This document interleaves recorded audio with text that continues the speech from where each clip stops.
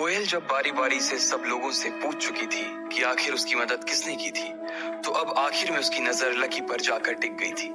वैसे तो उसे लकी से कोई उम्मीद नहीं थी, पर क्योंकि उसने सब लोगों से पूछ लिया था, इसलिए वो सोच रही थी कि वो लकी से भी पूछ ही ले। उसने लकी की ओर देखा और लकी ने भी एक पल उसकी ओर देखकर अपनी नजर नीचे कर ली। अगर वो उससे पूछ भी लेती तो भी लकी का मन नहीं था कि वो अपने मुंह से कुछ बताए। लकी की नजर हटते ही कोयल ने अपने आप से कहा, तो फिर कौन है वो यार जिसने मेरी मदद की है? इतना कहते ही कोयल के कंधे झुक गए थे और उसने अपना सिर नीचे की ओर झुका लिया था। उसे समझ नहीं आ रहा था कि किसे जाकर थैंक यू बोले। थोड़ी देर की इस दिमागी उथल पुथल के बाद आखिरकार उसके दिमाग में एक नाम आया, प्रशांत। उसका नाम जुबान पर आते ही कोयल की आंखों में चमक आ गई थी और उसके कंधे फिर से सीधे हो गए थे। उसने आसपास देखा और पाया कि सिवाय प्रशांत के उसके बाकी सारे दोस्त तो यहीं मौजूद थे। तो इसका मतलब साफ था कि प्रशांत ने ही उसकी मदद की थी और साथ ही उसे यह भी याद था कि उसने प्रशांत को फोन भी किया था। कोयल ने तुरंत अपने पर्स में से फोन निकाला और प्रशांत का नंबर डायल किया। क्या सच में ये प्रशांत नहीं किया? लेकिन उसकी फैमिली का चेतन मित्तल से क्या कांटेक्ट होगा? जब कोयल अपने मन में इन्हीं सब सवालों से जूझ रही थी, प्रशांत ने फोन उठा लिया था। हेलो कोयल, कैसी हो? सब ठीक? प्रशांत ने उधर से भारी सी आवाज में पूछा। हाँ, मैं तो ठीक हूँ। अच्छा प्रशांत, एक बात बताओ, क्या मोहित का मैटर सॉल्व करने में तुमने मेरी मदद की? कोयल ने सीधा सवाल किया और अपनी टेबल पर बैठे हुए लोगों को देखने लगी। देखो, जब तुमने मुझे फोन किया था तो मैंने अपने पापा को फोन किया था। मेरे पापा को पूरा केस बताया तो पापा ने बोला कि वो और चेतन मित्तल एक ही क्लास में पढ़ते थे और अब वो ट्रेड यूनियन के प्रेसिडेंट हो गए थे, तो वो इनसे बात करके देख सकते थे। लेकिन उसके बाद मेरी पापा से इस बारे में कोई बात नहीं हुई है, प्रशांत ने कहा। उसे लग रहा था कि कोयल उसे दोबारा फोन नहीं करेगी, लेकिन अब उसका फोन आ गया तो उसे अंदर ही अंदर थोड़ी सी शर्म आ रही थी कि उसने कोयल के मैटर में अपने पिता से बात नहीं की थी। नहीं, उसकी कोई जरूरत नहीं है, मैटर तो सॉल्व हो गया ना, कोयल ने चहकते हुए कहा और आगे बोली। और मुझे पता है कि ये हुआ भी किसकी वजह से। प्रशांत, अगर तुम नहीं होते ना तो ये कभी नहीं हो पाता। मेरे पापा मुझे बता रहे थे कि कोई चेतन मित्तल जी से मिलने के लिए गया था। वो और कोई नहीं बल्कि तुम्हारे ही पापा होंगे। इसलिए thank you Prashant, thank you so much, Koyal ने कहा। मैटर सॉल्व हो गया हो तो इससे बड़ी और क्या बात हो सकती है, और इसमें तुम्हें मुझे भी थैंक यू बोलने की कोई जरूरत नहीं है। मैंने तो ऐसा कुछ किया भी नहीं है, प्रशांत ने कहा। अरे कैसे नहीं किया? जो भी किया तुमने ही तो किया। तुम खुद भी ये बात अच्छे से जानते हो कि लायन ग्रुप कितना पावरफुल ग्रुप है। अब अगर वो खुद मेरे पापा से माफी मांगने के लिए आगे आए हैं तो इसका मतलब चेतन मित्तल कोई बहुत बड़े आदमी होंगे। जब वो खुद चेतन मित्तल के सामने नहीं टिक सकते तो मेरे पापा और हमारी छोटी सी कंपनी की क्या बिसात है। इसलिए तुम्हें तो थैंक यू बोलना बनता है, कोयल ने कहा। अचानक से उसकी आंखों में वो डर फिर से उभर आया था जो दोपहर में उसे महसूस हो रहा था। अगर प्रशांत नहीं होता तो मोहित और उसके पिता ना जाने कोयल के साथ क्या कर बैठते। इसलिए वो प्रशांत और उसके पापा का दिल से शुक्रिया कह रही थी। उसकी आंखें फोन पर बात करते करते भर आई थी। अरे ऐसा कुछ नहीं है, तुम ऐसा मत सोचा करो, प्रशांत ने उधर से मुस्कुराते हुए कहा। एक काम करो ना प्रशांत, तुम सीधे यूनिवर्सिटी के पास काके पर आ जाओ। यहाँ हम सारे दोस्त बैठे हुए हैं, तुम आओ तो मैं तुम्हें पर्सनली थैंक यू भी बोल दूंगी और साथ ही तुम्हें एक बढ़िया सी ट्रीट भी दूंगी, कोयल ने कहा।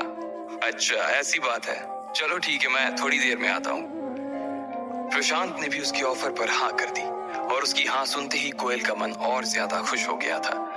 उसकी मुस्कान उसके चेहरे पर ऐसी चिपक गई थी जैसे मधुमक्खी अपने छत्ते से चिपक जाती है। इधर फोन रखने के बाद प्रशांत भी अपने आप को शीशे में निहार रहा था। कोयल की बात सुनकर उसकी छाती चौड़ी हो गई थी।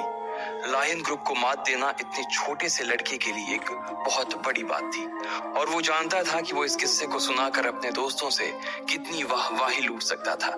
ढेर सारी लड़कियां उस पर मर सकती थी और उसके दुश्मन उससे नजर मिलाने की भी हिम्मत खो देने वाले थे।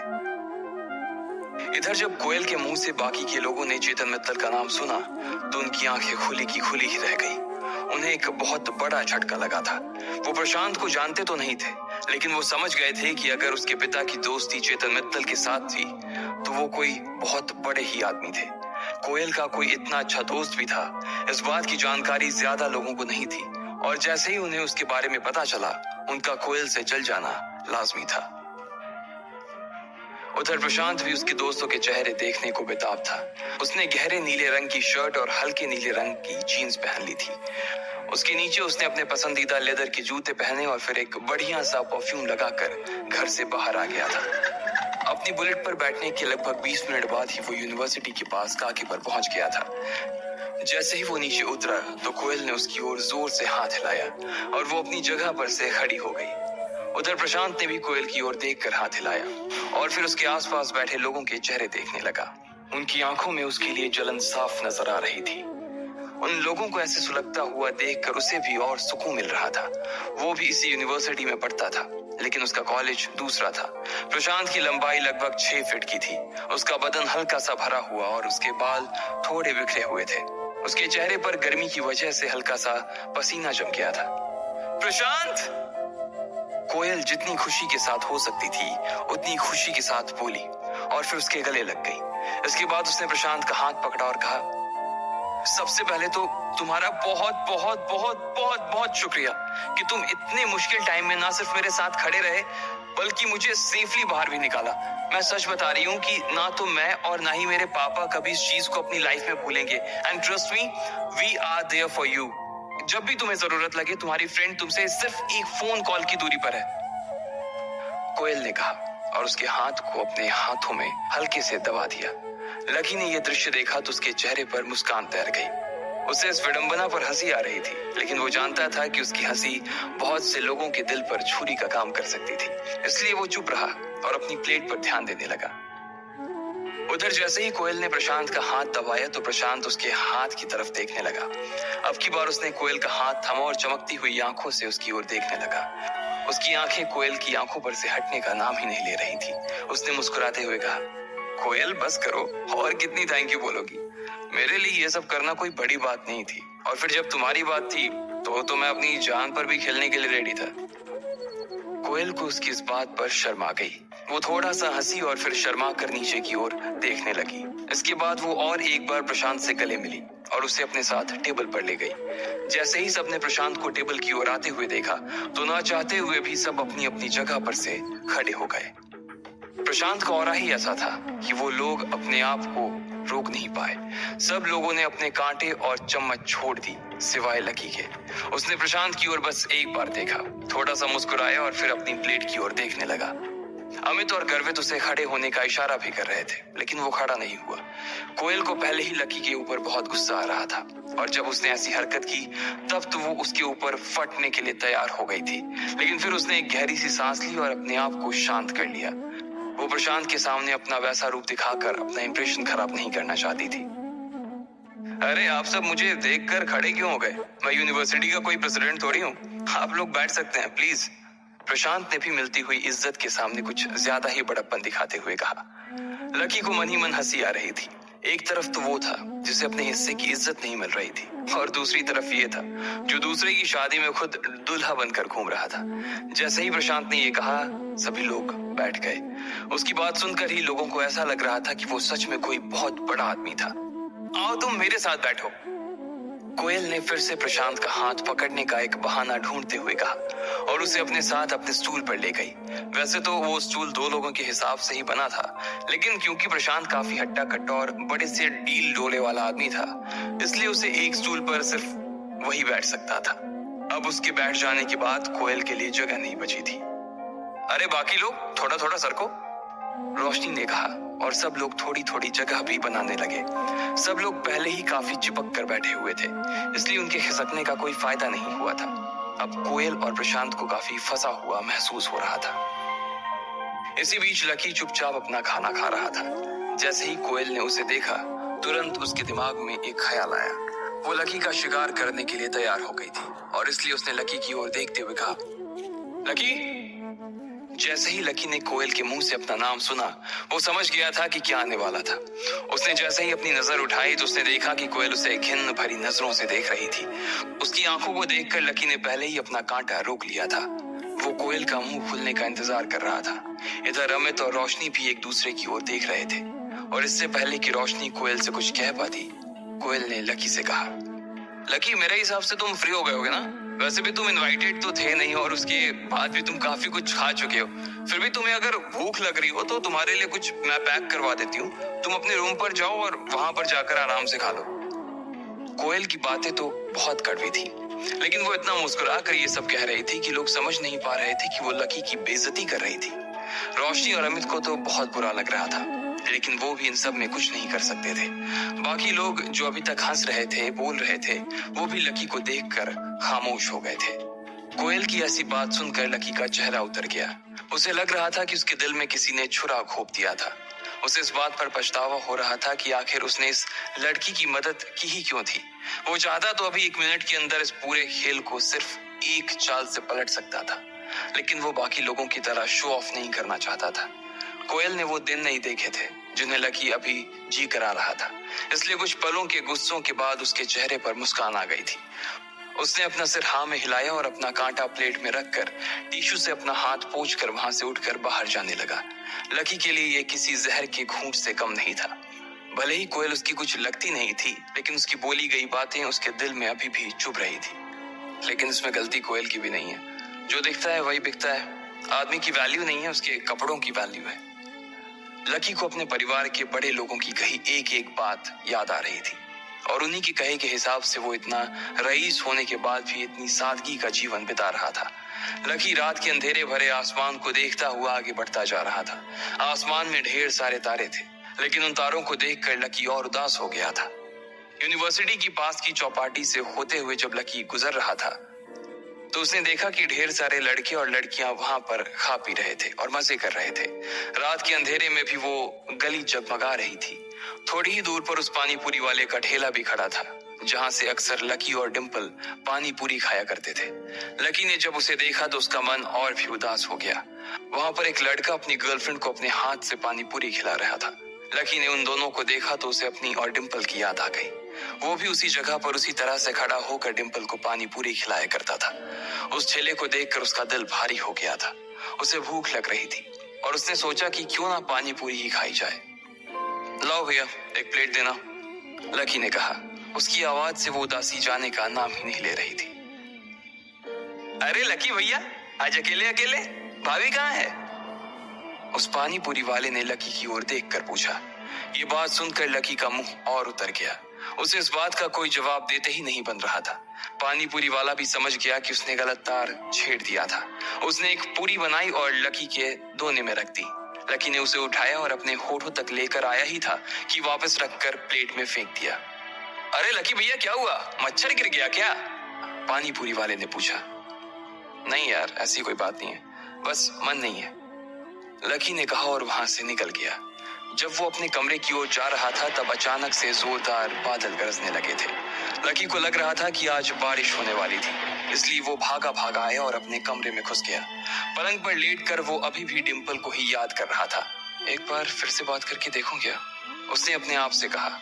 और इससे पहले कि वो आगे कुछ सोच पाता, उसने अपना फोन निकाला और डिंपल को फोन मिलाने लगा।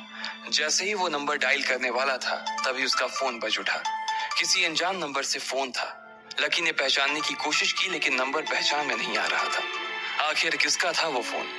कौन था जो लकी को इतनी रात को फोन कर रहा था? क्या कभी कोयल को पता लग पाएगा कि उसकी हेल्प लकी ने की थी?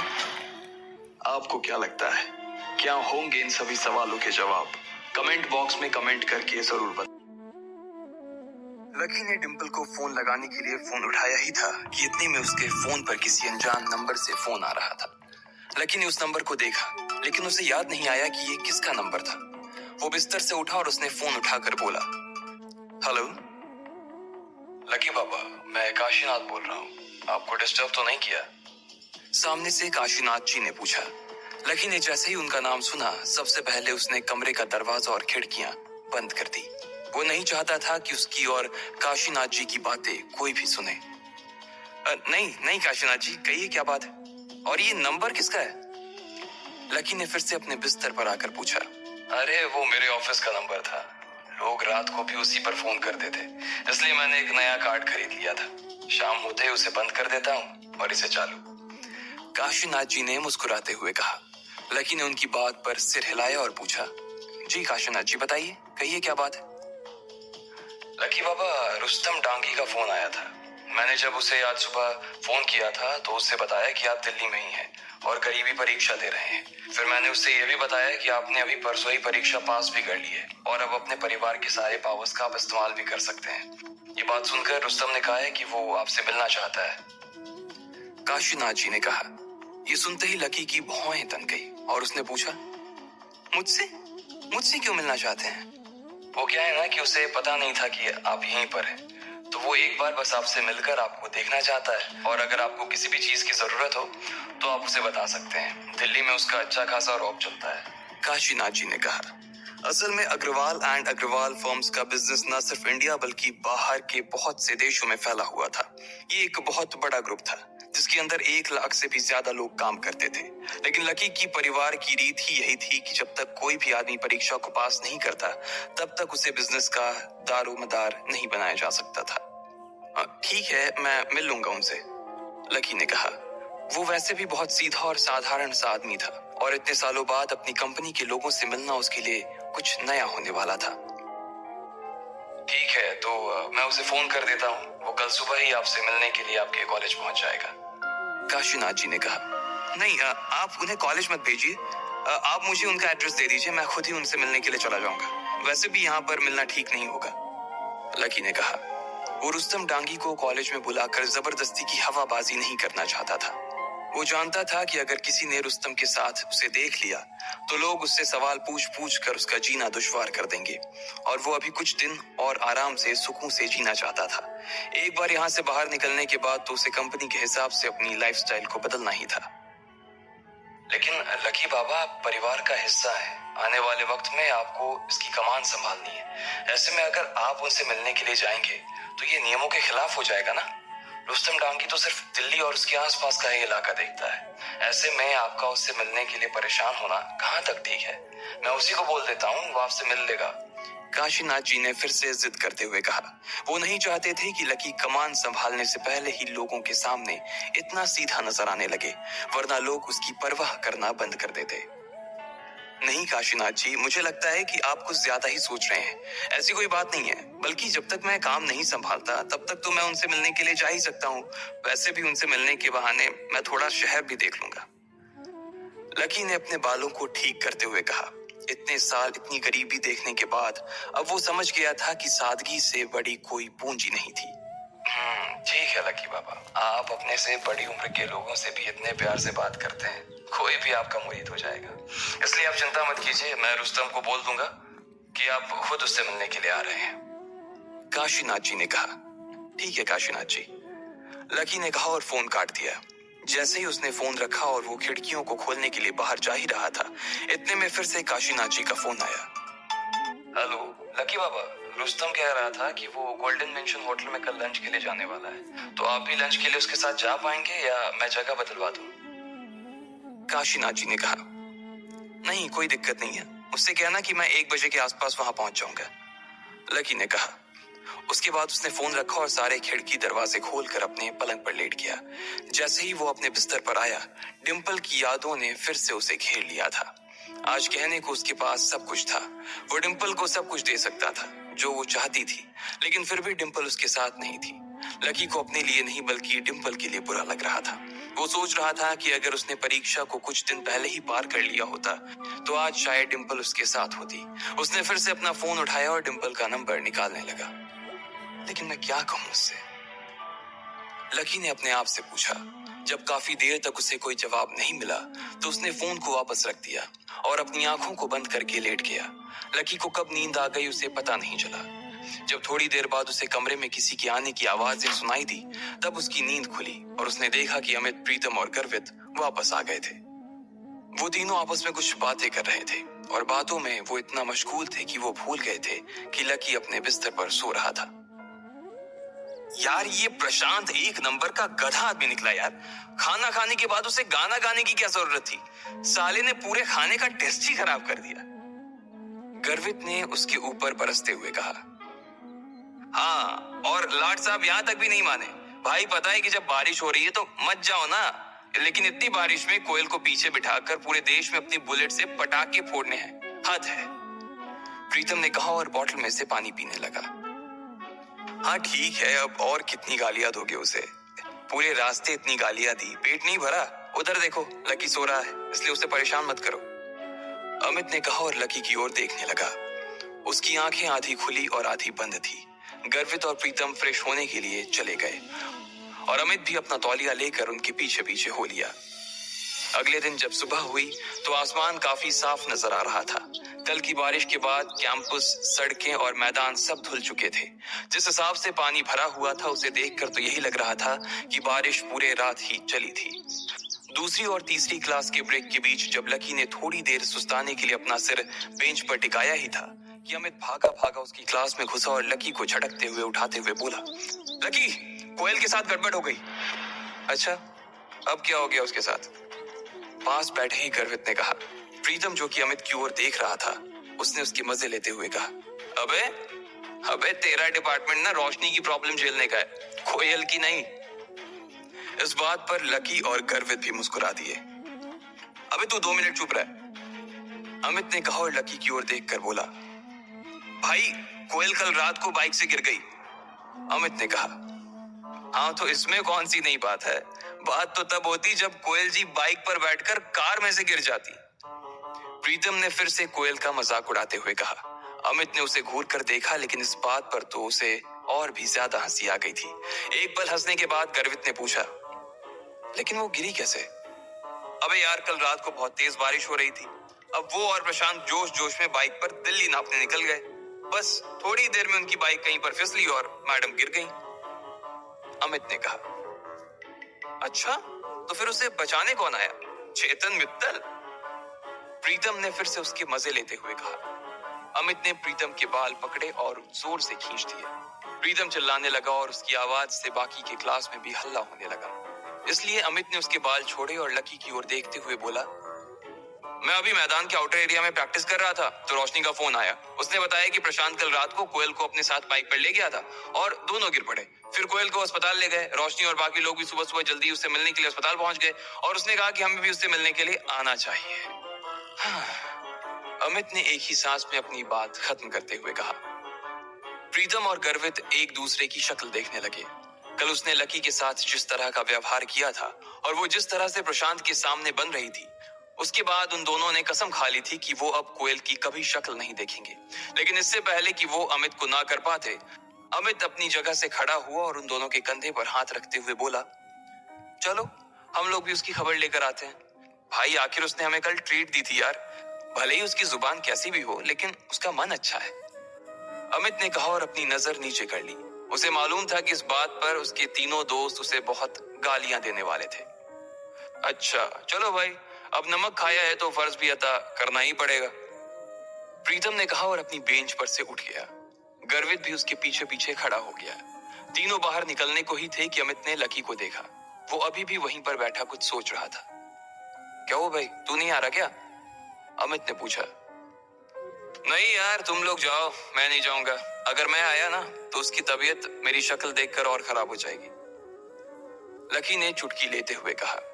वो उसके न आने के पीछे का असली कारण उन तीनों को नहीं बताना चाहता था। अमित भी उसकी बात समझ गया था, इसलिए उसने दोबारा नहीं पूछा और प्रीतम और गर्वित को अपने साथ लेकर निकल गया।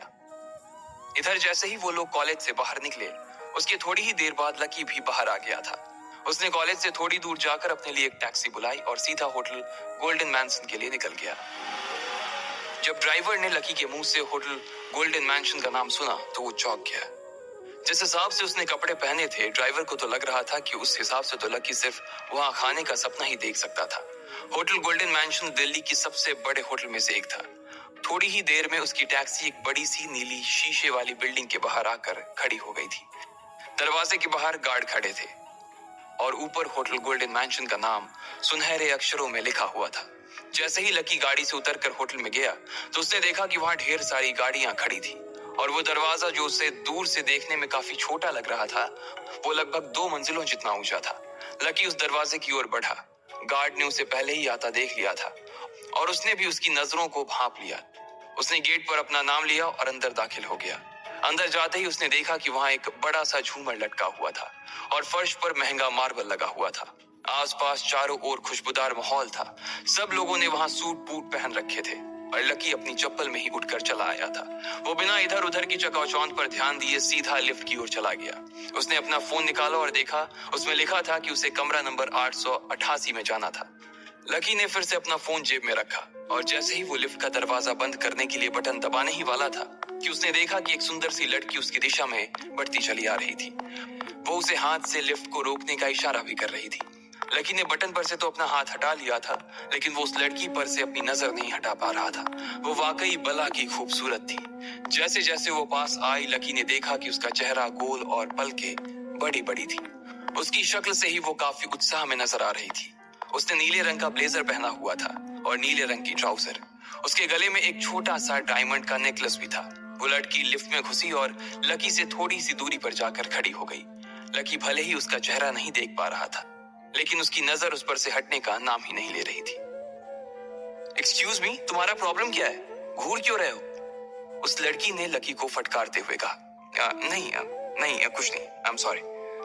लकी ने अपनी नजर नीचे करते हुए कहा, लेकिन उसकी नजर बाज आने का नाम ही नहीं ले रही थी और वो वापस उसकी गर्दन पर टिकी जा रही थी। लकी अब उसकी कमर तक आते बालों को देख रहा था। क्या देख रहे हो? नॉनसेंस, लड़की ने फिर से पलटकर कहा। उसे एहसास हो गया था कि लकी की नजरें अभी भी उसी के ऊपर टिकी हुई थी। इस बार उसकी आवाज सुनकर लकी के दिल की धड़कन बढ़ गई थी। उसकी सांसें तेजी से ऊपर नीचे होने लगी थी और अचानक ही उसे एहसास हुआ कि उसकी नाक में से खून बहना शुरू हो गया था। लकी ने जोर से सांस खींची और अपना सिर ऊपर की ओर उठा लिया। लड़की ने उसे इस तरह देखा और बोली, ओह शिट, तुम्हारे होठों पर खून लगा हुआ है। रुमाल नहीं है क्या? साफ करो इसे। उस लड़की ने नाक भौं सिकोड़ते हुए कहा। इससे पहले कि लकी अपनी जेब से रुमाल निकालता, उसे अपनी नाक में खुजली सी महसूस हुई और अगले ही पल छींक आ गई। इससे पहले कि वो अपने हाथ से अपने नाक को ढक पाता, सामने खड़ी लड़की की सफेद शर्ट पर उसके थूक के कुछ छींटे लग चुके थे। ओह माय गॉड, तुम! लड़की ने अपनी शर्ट पर लगे धब्बे को देखा तो उसका दिमाग खराब हो गया। आई एम सॉरी, लकी ने हड़बड़ाते हुए कहा और अपनी जेब से रुमाल निकाला और उसकी शर्ट पर लगे खून को पोंछने लगा। लेकिन इसी बीच लकी का हाथ गलती से लड़की के सीने पर चला गया। लकी को भी इस बात का एहसास हो गया था कि जल्दबाजी में उससे गलती हो गई थी और वो लड़की भी उसे घूर कर देख रही थी। तुम्हारी इतनी हिम्मत कैसे हुई, साले ठरकी कहीं के? लड़की ने गुस्से में कहा और लकी को पीछे की ओर धक्का दे दिया। लकी की पीठ पर चोट लगी और इतने में लिफ्ट भी रुक गई। वो लड़की उसे गुस्से से देखी जा रही थी। नहीं, मुझसे गलती, मैं तो बस खून। इससे पहले कि लकी आगे कुछ कहता, वो लड़की जोर से चिल्लाने लगी, सिक्योरिटी सिक्योरिटी! ये सुनते ही लकी के कान खड़े हो गए थे। उसने देखा कि दो गार्ड भागे भागे उसकी ओर आ रहे थे। उन दो गार्ड्स को आते हुए देखकर वो घबरा गया था। अब आगे क्या होने वाला था? क्या लकी अपनी इस हरकत की वजह से जेल जाने वाला था या फिर रुस्तम डांगी उसे बचा लेगा? आपको क्या लगता है, क्या होंगे इन सभी सवालों के जवाब? कमेंट बॉक्स में कमेंट करके जरूर बताएं। और सभी छींक की वजह से उस लड़की का शर्ट खून से सन गया था। सफेद रंग के सूती शर्ट के ऊपर खून के धब्बे गिरकर फैल गए थे। लेकिन लड़की के मन में मलाल इस बात का नहीं था कि उसकी शर्ट पर खून फैल गया था। उसे मलाल इस बात का था कि लकी ने उसके साथ छेड़खानी की थी। इससे पहले कि लकी उसे अपनी ओर से कुछ समझा पाता, उस लड़की ने सिक्योरिटी को बुला लिया था। लिफ्ट खड़ी थी और वो लड़की लिफ्ट के बाहर आ गई थी। लकी भी उसे समझाने के लिए उसके पीछे पीछे बाहर आ गया था, लेकिन तब तक दो गार्ड उसकी दिशा में आए और उसे पकड़ लिया। क्या हुआ मैडम, क्या बात है? एक गार्ड ने उस लड़की से पूछा। वो देख पा रहा था कि उस लड़की का शर्ट खून से सन गया था और उसके चेहरे पर घबराहट साफ नजर आ रही थी। इस आदमी ने मेरे साथ बदतमीजी की है। पहले तो इसने जानबूझकर मेरी शर्ट पर छींका, जिसकी वजह से मेरी शर्ट खराब हो गई, और फिर इसने अपने रुमाल से मेरे शर्ट को साफ करने के बहाने मेरे साथ छेड़खानी की है। जैसे ही लड़की ने अपनी बात खत्म की, उन दोनों गार्ड ने लकी को घूर कर देखा। ऊपर से नीचे तक देखने पर उन्होंने पाया कि लकी की शक्ल तो शरीफों जैसी ही थी, लेकिन उसका हुलिया इस बात की गवाही दे रहा था कि वो कितना बड़ा बदमाश था। क्या रे, बहुत लड़कियां छेड़ रहा है, कहां से आया है तू? और घुसने किसने दिया तेरे को अंदर? एक गार्ड ने उसकी बाजू को कसकर पकड़ा। लकी को समझ नहीं आ रहा था कि वो क्या करे। सुनिए, आप गलत समझ रही हैं। मैं कोई बदमाश नहीं हूँ और ना ही मैं आपके साथ कोई बदतमीजी कर रहा था, लेकिन जैसे ही आपने मुझे डांटा मुझे अपनी गलती का एहसास हो गया था। वो तो अचानक पता नहीं कैसे मेरी नाक से खून निकल आने लगा और फिर उसमें ईचिंग हुई और मुझे छींक आ गई। आप जैसा समझ रही हैं वैसा आदमी नहीं हूं मैं। इससे पहले कि लकी अपनी बात पूरी कर पाता, उस लड़की ने बीच में ही उसकी बात को काटते हुए कहा, अच्छा, ऐसा सोच भी मत लेना कि तुम इंग्लिश बोलकर बच जाओगे।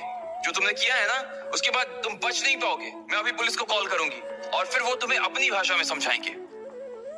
जैसे ही उस लड़की ने पुलिस का नाम लिया, लकी के साथ साथ दोनों गार्ड के भी कान खड़े हो गए। वो ये देख पा रहे थे कि लड़की को बहुत गुस्सा आ रहा था और पुलिस के पास जाने का उसका अधिकार भी था, लेकिन उन्हें डर इस बात का था कि अगर वो पुलिस को बुलाती तो उनकी होटल की बहुत बदनामी हो सकती थी। इसलिए एक गार्ड ने तुरंत मोर्चा संभाला और लकी को उसके सामने जोर से हिलाते हुए बोला, अरे मैडम, ऐसे सड़क छाप पॉकेट मार आदमी के लिए पुलिस क्यों बुलाना? हम इसे तो हम ही ठीक कर देंगे, क्यों सुरेश? पहले गार्ड ने अपने साथ वाले गार्ड को इशारा किया और उसने लकी की ओर अपना डंडा ताना ही था कि इतने में लड़की बोली, नहीं, आप लोग इससे टच भी नहीं करेंगे। आप सिर्फ इसे पकड़ कर रखिए, मैं अभी पुलिस को बुलाती हूँ, वो इससे निपटेगी। उस लड़की ने कहा और अपने पर्स में से फोन निकाला और वो फोन मिलाने ही वाली थी कि इतने में फिर से उस गार्ड ने कहा, अरे मैडम, क्यों पुलिस को परेशान कर रही हो? हम है ना, हम भी उतना ही अच्छा धोते हैं जितना पुलिस धोती है। दूसरे गार्ड ने कहा और फिर उसने लकी के सिर पर डंडा तान दिया। इतने में लकी चिल्लाया और बोला, नहीं, अब मैडम नहीं, मैं पुलिस को बुलाऊंगा और मामला सिर्फ पुलिस तक नहीं, कोर्ट तक जाएगा। मैं इनके ऊपर डिफेमेशन का केस करूंगा, मैं इनके ऊपर हरासमेंट का केस करूंगा और तुम दोनों में से किसी ने भी मुझे हाथ लगाया तो तुम दोनों भी अंदर जाओगे, इसलिए छोड़ो मुझे राइट नाउ। लकी ने चिल्लाते हुए कहा।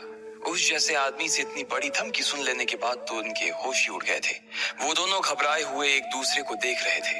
वहीं लकी और उस लड़की की आंखों का गुस्सा शांत होने का नाम नहीं ले रहा था। अब क्या करें? पहले गार्ड ने कहा। मैनेजर को बुला, दूसरे ने कहा। पहले ने तुरंत अपनी जेब से वॉकी निकाला और चालू किया। लकी और वो लड़की दोनों ही उस गार्ड को देखने लगे। इससे पहले कि मैनेजर लाइन पर आता, एक साथ लकी और उस लड़की का फोन बज उठा। हेलो, जी हाँ सर, मैं होटल आ गई हूँ, लेकिन सर एक बदतमीज आदमी की वजह से मेरे कपड़े खराब हो गए हैं। लड़की ने लकी को घूर कर देखा और कहा, हाँ मैं भी आ रहा हूँ, बस एक मैडम है, उन्हें थोड़ी सी मिसअंडरस्टैंडिंग हो गई है, वो शॉर्ट आउट कर रहा हूँ, बस आ ही रहा हूँ उसको करके। लकी ने कहा और दोनों ने एक वक्त में ही फोन रखा। लड़की के लिए अब वहां रुकना और इस बहस में पड़ना बहुत भारी हो गया था। उसकी एक बहुत जरूरी मीटिंग थी और उसके लिए वो लेट हो रही थी। इसलिए लड़की ने लकी को देखा और बोली, आज तुम्हें मेरी मीटिंग ने बचा लिया, लेकिन तुम चिंता मत करो, मीटिंग हो जाने के बाद मैं तुम्हें बताऊंगी कि मैं कौन हूँ। उस लड़की ने सिर्फ इतना कहा और लकी का एक फोटो खींच लिया। इससे पहले कि वो अपना चेहरा ढक पाता, उसकी आंखों के सामने फ्लैश चमक चुका था। लड़की ने फोन अपने पर्स में डाला और वहां से निकल गई। लकी ने उसे देखा और फिर अपनी शर्ट ठीक की। दोनों गार्ड अभी भी वहीं खड़े थे। लकी ने एक से पूछा, ये रूम नंबर 888 किस तरफ है? उसका सवाल सुनते ही उस गार्ड का मुंह खुला का खुला रह गया था। उसने बड़ी बड़ी आंखों से लकी को देखा और पूछा, आपको 888 में जाना है? लकी ने हाँ में गर्दन हिलाई। सर 888 उस तरफ है, उस गार्ड ने इशारे से बताया और लकी अपनी दाई ओर मुड़कर आगे बढ़ने लगा। जैसे ही वो जाने वाला था, वो गार्ड पीछे से बोला, सॉरी सर, मुझसे गलती हो गई सर। लकी ने उस गार्ड को देखा और फिर अपने कंधे मुचका दिए। उसे समझ नहीं आ रहा था कि वो आदमी अभी उसके ऊपर डंडा चलाने वाला था। अचानक उससे वो माफी क्यों मांग रहा था? जब लकी को कुछ समझ नहीं आया तो वो अपना सिर खुजाते हुए वहां से निकल गया। इधर रूम नंबर 888 में उसके आने की तैयारियों ने जोर पकड़ रखा था। ढेर सारे लोग पहले से उसके इंतजार में वहां आकर खड़े हो गए थे। एक 50 साल का आदमी भी दरवाजे पर खड़ा था। उसने बढ़िया सा सूट पहना हुआ था और वो होटल गोल्डन मैंशन के मैनेजर से बात कर रहा था। सब तैयार है ना? मैनेजर ने उसकी बात सुनी और बोला, जी सर, आप चिंता ना करें, जैसा आपने बोला था वैसा का वैसा हमने सारा अरेंजमेंट करके दिया है। रुस्तम सर ने जो भी लिखवाया था वो सभी लंच के लिए बनवाया गया है। रुस्तम सर तो वैसे भी हमारे लिए बहुत खास है, उनके आने भर से ही हमें बहुत अच्छा लगता है। ठीक है, हमारे गेस्ट आने वाले हैं तो आप जरा, उस आदमी ने कहा और जनरल मैनेजर उसका इशारा समझ गया। वहां से वो निकल चुका था। जैसे ही मैनेजर वहां से निकला, वो लड़की वहां आकर खड़ी हो गई। ये वही लड़की थी जिसके लंबे लंबे बाल थे, और जिसने नीले रंग का ब्लेजर पहना हुआ था। उसने जब रुस्तम डांगी को देखा तो वो सीधा भागकर उसके पास गई और बोली, सॉरी सर, एक्चुअली मैं थोड़ा लेट हो गई हूँ। वो क्या है ना। इससे पहले कि वो लड़की आगे कुछ बोल पाती, डांगी ने उसकी बात को बीच में काटते हुए बोला, उधर बैठ जाओ। तुम्हारी किस्मत आज अच्छी है कि लक्ष्मण सर अभी तक आए नहीं है। अगर वो पहले पहुंच गए होते तो आज तुम्हारी वजह से मेरा सारा इंप्रेशन खराब हो जाता। वो लड़की उसकी ओर देखकर मुस्कुराई और शर्मिंदगी से एक कोने में जाकर बैठ गई। इधर रुस्तम डांगी खुद दरवाजे के बाहर खड़ा होकर लकी के खाने का इंतजार कर रहा था। उसे बहुत बेचैनी हो रही थी। जैसे ही उसने घूमकर अपनी दाईं ओर देखा तो उसने पाया कि एक लड़का ऐसे ही साधारण से कपड़ों और चप्पलों में उसकी ओर चला आ रहा था। रुस्तम उसे देखते ही समझ गया था कि ये कोई और नहीं बल्कि लकी ही था। वो तुरंत उसकी दिशा में आगे बढ़ा और उसने सामने झुकते हुए उसका अभिवादन करते हुए बोला, आइए लक्ष्मण सर आइए, मैं रुस्तम डांगी। लकी ने उनकी ओर देखा और मुस्कुराकर उनसे हाथ मिलाने लगा। इसके बाद रुस्तम के पीछे पीछे वो कमरा नंबर 888 में दाखिल हो गया। लकी ने देखा कि वहां पर जो लोग बैठे थे वो दिल्ली के सबसे बड़े लोगों में से कुछ थे। उनकी शक्लें और उनकी कपड़े ही उनकी सारी कहानी बयां कर रहे थे। ये सब लोग वो हैं सर जो हमारी कंपनी अग्रवाल एंड अग्रवाल के लिए काम करते हैं। सारे टॉप ऑफिशियल्स हैं। रुस्तम ने कहा और फिर लकी को सबसे मिलवाते हुए बोला, ये हमारे अग्रवाल परिवार के सबसे बड़े बेटे लक्ष्मण लाल अग्रवाल। आपका स्वागत है सर, सभी लोगों ने एक ही सुर में कहा। उस लड़की ने जैसे ही लकी को वहां खड़ा देखा तो उसका परिचय सुना तो उसके पैरों के नीचे से जमीन खिसक गई। उसने अपने बुरे सपने में भी ये नहीं सोचा था कि उसके ऊपर खून छींकने वाला कोई और नहीं बल्कि उसके बॉस का भी बॉस होगा। आज तो उस लड़की को नींद ही नहीं आने वाली थी। उसे ऐसा लग रहा था कि उसका ब्लड प्रेशर बढ़ गया था और उसका दिल कभी भी धड़कना बंद कर सकता था। इधर लकी ने भी इतनी भीड़ में उस लड़की को दूर से ही देख लिया था। उसे भी इस बात की उम्मीद नहीं थी कि उन दोनों की मुलाकात इतनी जल्दी और इस कमरे में होने वाली थी। लकी को अपने जहन में सिर्फ एक बात ही याद आ रही थी कि वक्त बदलते देर नहीं लगती। लकी ने बाकी लोगों से नजरें मिलाने से पहले एक बार और उस लड़की को देखा। उसे मालूम था कि वो थोड़ा सा बदतमीज हो रहा था, लेकिन वो जानता था कि अब की बार वो लड़की उसके देखने से भी उसे कुछ नहीं कहने वाली थी।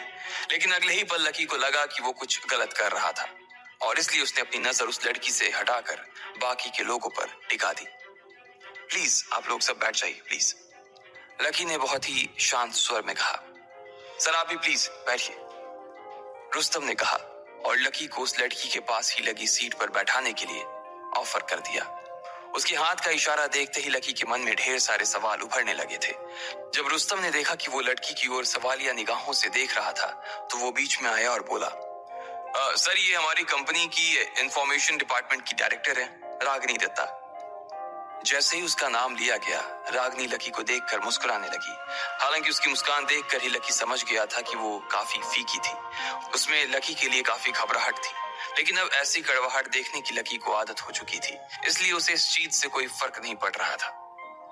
सर आप जरा सबसे पहले इसे चखिए, ये मैंने खुद अपने हाथों से आपके लिए बनाया है। रुस्तम ने लकी के सामने एक प्लेट पर कश्मीरी पुलाव परोसते हुए कहा। अच्छा, लकी ने कहा और एक चम्मच से उस प्लेट में रखी डिशेस का थोड़ा सा हिस्सा लेकर अपने मुंह में डाल दिया।